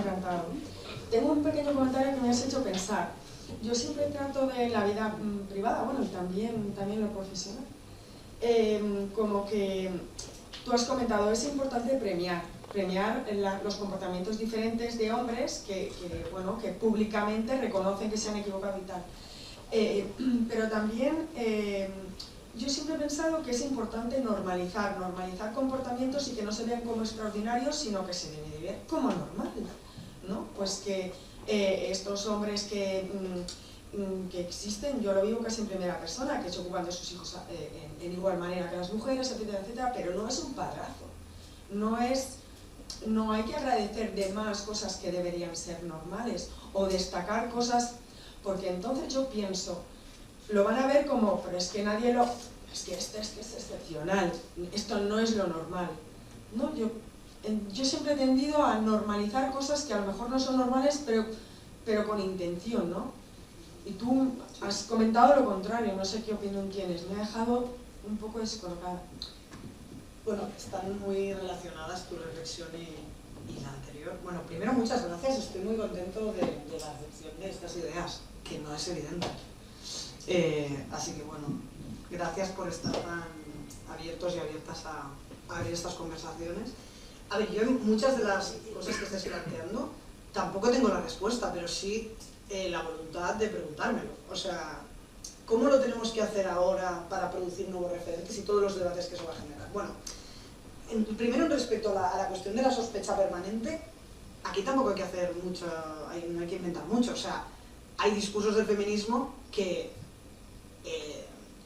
proponen insistentemente cultivar una sospecha permanente. Simplemente, primera cuestión, pues explicarnos de que hay distintas tradiciones en el feminismo, algunas que han apostado por esta estrategia y otra gente que nos parece un desastre esta estrategia. O sea, creo que hay un punto en el que tiene que ver con, efectivamente, pues hay discursos que están... El discurso de cuanto más incomodidad mejor, cuanto más salgan de enfadados los tíos de este espacio mejor, cuando... Bueno, pues esta es una manera de hacer política, no es la mía. Yo creo que si tú produces en la gente culpa, malestar y tal, pues lo que eso genere luego tú no lo vas a controlar. No siempre la gente después de la culpa y del malestar quiere leerse tu libro. A veces simplemente va a votar contra tus derechos, o sea, cuidado con la cosa de generar tanto malestar que nos ha llevado hasta aquí. Segundo, cultivar la sospecha permanente, eso también es una estrategia de algunos feministas. Los discursos de no hay nada más peligroso que un tío feminista. Bueno, vale, pues perfecto, o sea, seguro que sí, vale, pues a mí me parece que es delirante. Es decir, esa cultura de los más peligrosos son los tíos de izquierdas, los que sí que no te tienes que fiar son los que vas de... Bueno, que habrá tíos feministas que son unos gilipollas, los habrá, claro que sí. Pero partir de que es una estrategia para ligar, y entonces esto es al final, porque en el fondo, bueno, pues es lo que hace que muchos tíos no quieran hablar de feminismo, no quieran entrar en estas conversaciones, y hay muchos tíos súper interesantes que están haciendo cosas muy relevantes, pero que deciden no tener una conversación con el feminismo, ni llamarse feministas, porque les genera como, oye, o sea, yo no quiero tener problemas. Y que alguien sienta que llamarse feminista es una cosa que te puede traer problemas, me parece una derrota. O sea, creo que hay un punto en el que ahí no. Pero, insisto, hay gente que le parece que esta es una buena manera de trabajar. A mí me parece que nos faltan muchísimos tíos que se hagan feministas, que se nombren como feministas, y si el concepto de feminismo hoy en día está en crisis, porque claramente ya lo vemos, en esta generación es muy evidente, buscar otras maneras de introducir la conversación, pero es verdad que no estamos en un buen momento, estamos en el momento contrario, estamos en el momento en el que hay mucha gente que expresa su rechazo abiertamente al feminismo porque siente que es legítimo el rechazo, porque siente que el feminismo la ha invadido de una manera tan violenta que es muy... Y mucha gente lo comparte. Mucha gente hoy siente que el feminismo se ha pasado, que el feminismo ha sido excesivo, que el feminismo... O sea, esto es la conversación ya no es... O sea, creo que vamos al revés. Creo que la gente simplemente está huyendo de muchas de las propuestas que hace el feminismo. Y tú lo has dicho antes, también las chicas. Es decir, es como si no estuviéramos viendo la realidad. Nosotros estamos viendo una pantalla, pero la pantalla de la realidad es que ¿estamos yendo muy bien o estamos en el último repecho antes de la bajada donde va a ser popular ser antifeminista? ¿En qué punto estaríamos? A mí eso es una cosa que me preocupa y que yo dejaría de tirar leña. O sea, yo creo que estamos en el momento más delicado de todos y aún veo a muchos discursos feministas tirando leña y más leña, que es como, pero es que yo no entiendo. Bueno, esta es una. Todo el tema de los referentes. ¿Hay que premiar que un tío se coja un permiso y sea el que esté cuidando a los niños? ¿Hay que llamar a eso un padrazo? Bueno, esa es una muy buena pregunta. Yo entiendo que en el equilibrio de los iguales, para muchas mujeres es completamente delirante tener que premiar algunos comportamientos en los hombres que las mujeres llevan haciendo toda la vida. Pero la cuestión es, esta rabia que te da legítima, porque tienes razón, ¿en qué lugar tiene que estar colocada? Es decir, que cuando uno hace pedagogía, es decir, yo tengo que premiar a la gente que cuando sabe que soy trans es respetuosa. Gente que le ha costado muchísimos años entenderlo y que ahora me llama Miquel, tengo que decir, oye, pues, y hay un punto en el que, pues depende a veces un poco sí. Depende del contexto en el que esté. Depende de quién me esté mirando. Si hay un grupo de niños de 8 años mirando esta situación, yo sí creo que tenemos que premiar a los hombres que han roto con la imagen que estos niños han aprendido de ser un padre y están proponiendo otra. Que esto, hay un punto que es medio, joder, pero si esto se lo han hecho a las mujeres toda la vida, sí. Pero la cuestión es que no lo estamos haciendo para nosotros, lo estamos haciendo para que otra gente que está llegando, cuando nosotros le explicamos cómo nosotros vemos el mundo, nos vea diciendo, pues el mundo que nos gusta es este. Y yo entiendo que hay un punto de tensión en eso y que hay mucha gente que piensa, bueno, pero ¿cómo vamos a estar premiando una cosa que nos tiene que hacer normal? Vale, pero ¿cómo entonces vamos a explicarles a toda una generación nueva de gente que las cosas en el fondo nos gustan más cuando son de otra manera, si no lo decimos literalmente? O sea, hay algo ahí de cómo se produce ese aprendizaje. Otra cosa es que tuviéramos la capacidad de producir muchísimos referentes culturales de otras maneras de ser un hombre y no hiciera falta premiar al que es distinto. Es decir, si convenciéramos a Netflix de que la próxima vez que haga Élite, Olimpo o lo que sea que haga, los referentes de hombres que presenta tienen otra manera de relacionarse con el mundo. Y no hagamos de esto la serie feminista, sino que eso fuera normal. Pero nos está costando que eso suceda de una forma transversal. Entonces, eso es un debate importante. Es decir, mientras el mundo sigue yendo en una dirección, yo creo que entonces hay que hacer el ejercicio de destacar positivamente cuando las cosas no son de una cierta manera. Pero la pregunta de, bueno, pero entonces al final vamos a acabar generando una excepcionalidad de algo que tendría que ser normal. Vale, pero la pregunta es, ¿cómo pasamos de un modelo a otro? O sea, ¿cómo pasamos de un modelo masculino en el que hemos estado tantos años a otro? Pues a mí me parece que sabemos que hoy hay muchos padres de nuestra generación que lo están haciendo diferente. ¿Por qué no lo contamos eso? ¿Por qué no hay prácticamente ningún lugar, por qué no existe ni siquiera un documental que tú puedas poner a tu grupo de adolescentes donde hay un montón de tíos que cuentan lo que supuso para ellos dedicarse a la crianza? ¿Por qué no existe? Es que estamos en ese nivel, es como, nosotros sabemos qué pasa, pero la gente de 12 años, ¿cómo lo podría saber? Entonces yo creo que ahí nos hace falta un poco de estrategia comunicativa positiva respecto a cómo divulgamos las otras maneras de ser un hombre que hay en el mundo, que existen, igual no las tenemos que llamar feministas, igual podemos buscar otras maneras, pero no me parece tan evidente. Y entonces estamos en un bucle de, pero ahora tenemos que premiar una cosa que es obvia. Bueno, pues entonces mi pregunta es, ¿y entonces cómo se cambia un comportamiento? Porque cuando se ha tratado de las mujeres no hemos tenido duda que hemos tenido que premiar a todas las científicas y astronautas de la Tierra. Hemos tenido que llenar pasillos esa gente. ¿Hacía falta decirlo todo el tiempo? No podíamos simplemente, pues que vayan entrando en el mundo de la ingeniería y, bueno, y tampoco hace falta hacer aquí nada, ¿no? Ya se irá normalizando. No. Pensamos, hay que decirlo todo el rato, y hay que decir, Día de la Mujer en la Ciencia. ¿Hace falta? No, nos pareció que hacía falta. Pues exacto, pues si lo vemos tan claro en un lugar, cuando vamos a otro lugar, bueno, pero hace falta premiar, pero entonces, ¿cómo lo hace la gente? Por aprendizaje vicario, por observación, ¿no? O sea, yo creo que ya no es solo decir, oh, es que este hombre es un padrazo, ¿no? Eso se ve, los niños aprenden, los niños y las niñas... Lo ven los que tienen ese padre. Bueno, pero es que... Claro, Claro, o sea, no hay que estar señalando a, este padre, qué bien, porque va a recoger a los niños y a las niñas y está en el AMPA del colegio. Porque, ¿por qué hay que señalarlo? O sea, yo creo que eso... O sea, porque hay que señalar que hay mujeres científicas. Ya las verás. Pero porque la tasa, de verdad, o sea, porque Pero es que hay muy pocas mujeres todavía trabajando. Y hay muy pocos hombres que priorizan cuidados, es que es lo mismo. No hay muy... O sea, o hay muy pocos hombres o hay muchos y entonces de aquí nos estaríamos quejando. Es que es un bucle. No, yo creo que son cosas distintas. O sea, yo creo que estamos mezclando cosas.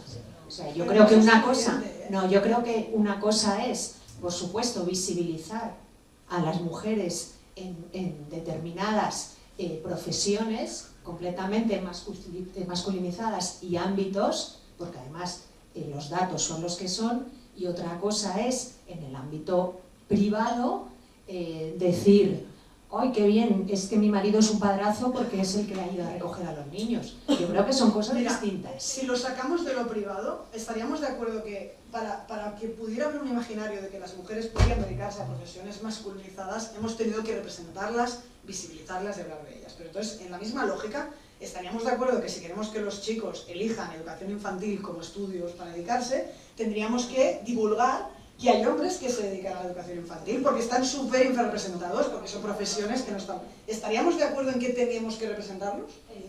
Pues entonces estamos... Eso. No hay que hacer nada diferente. Y perdona, un matiz.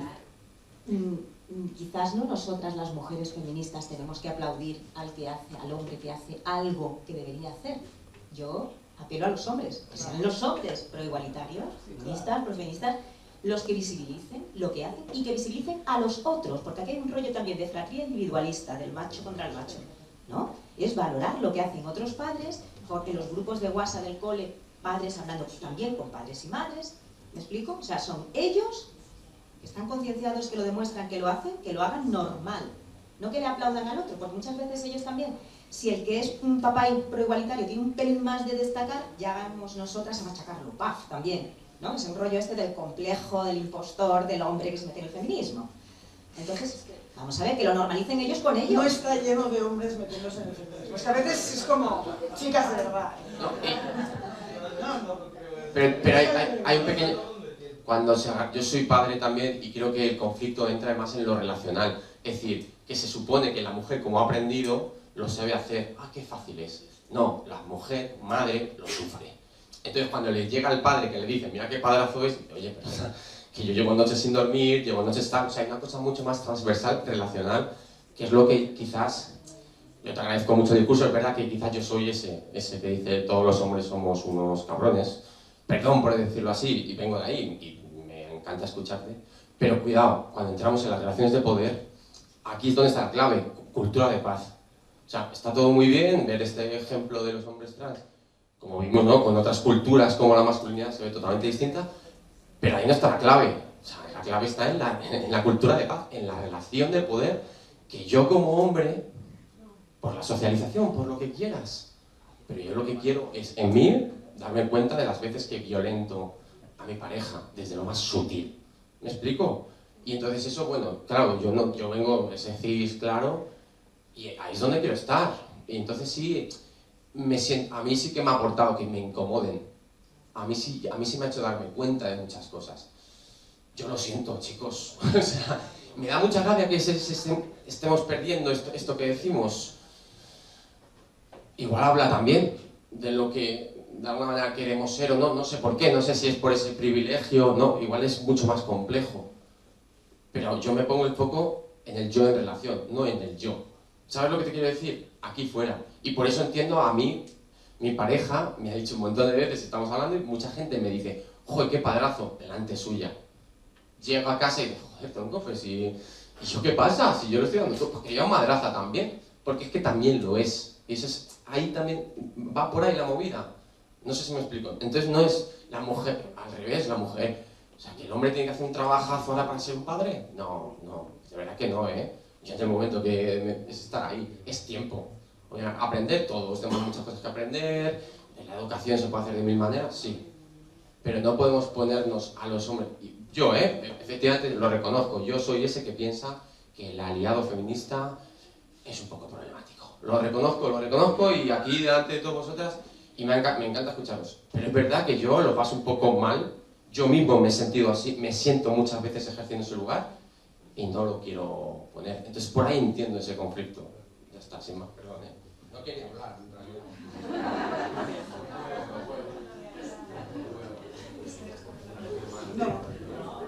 Pues tenemos que ir cerrando, con mucha pena, porque nos quedaríamos aquí conversando y dialogando contigo mucho más tiempo, pero no queremos que pierdas el tren.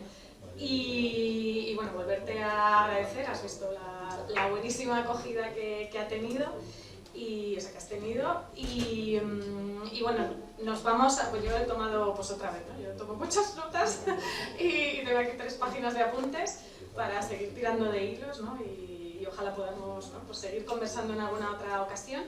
Y vamos a eso, pues cerramos, pero recordamos que volvemos, os damos tiempo para café, baño, cigarro para quien fume, hasta las 12:10, o sea, hay tiempo suficiente. Volved por favor, que va a ser muy interesante el cierre.